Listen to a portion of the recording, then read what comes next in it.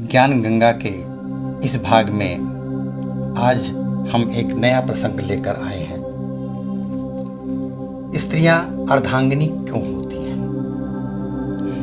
कहा जाता है किसी भी शुभ कार्य की पूर्णता स्त्री के बिना संभव नहीं है।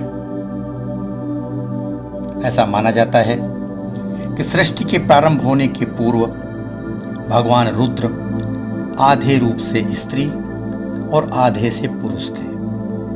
भगवान शिव के इसी स्वरूप को अर्धनारीश्वर महादेव कहते हैं। जब ब्रह्मा जी ने यह देखा तो उन्होंने संतोष व्यक्त किया और कहा कि इन दोनों स्वरूपों को अलग अलग कर सृष्टि संचालन किया जाए।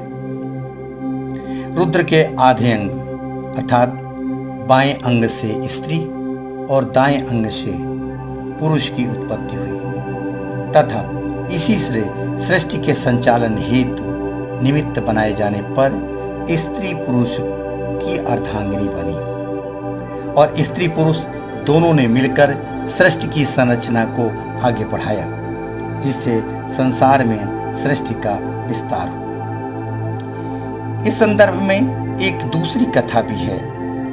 कहा जाता है जब ब्रह्मा जी को सृष्टि की रचना करने का विचार हुआ तो उनके आधे अर्थात दाएं शरीरांश से पुरुष मनु की और बाएं अंग से स्त्री शतरूपा की उत्पत्ति हुई।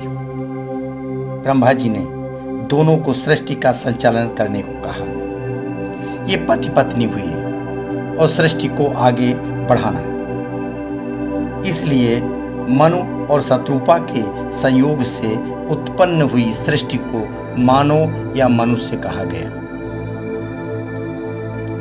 चूंकि ब्रह्मा अथवा रुद्र के वामांग से स्त्री और दाहिने अंग से पुरुष की उत्पत्ति हुई, अतएव पत्नी का स्थान पा चुकी नारी को पुरुष की वामांगी या अर्धांगिनी कहा गया।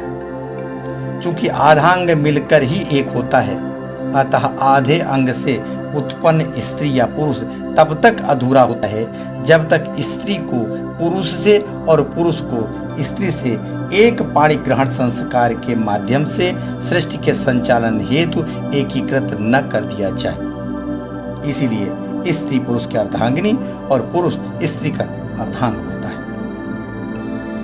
यह स्त्री तत्व जिसे ब्रह्मा अथवा रुद्र ने अपने वाम अंग से उत्पन्न कर अपने ही दाहिने भाग से उत्पन्न किए गए पुरुष की पत्नी बनाया और सृष्टि के संचालन का आदेश दिया था।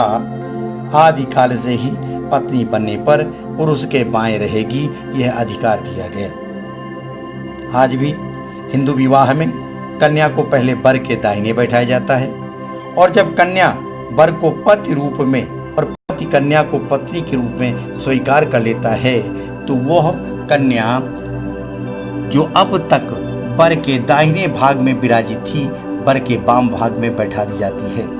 यही कन्या से कन्या पुरुष की वामांगी अर्धांगिनी हो जाती है। अतः जब तक स्त्री पुरुष दोनों एक दूसरे से पूरक नहीं बनेंगे तब तक वे पूर्णांग नहीं हो सकते। प्रयुक्त कारणों से ही स्त्रियों को पुरुष की अर्धांगिनी कहा गया है।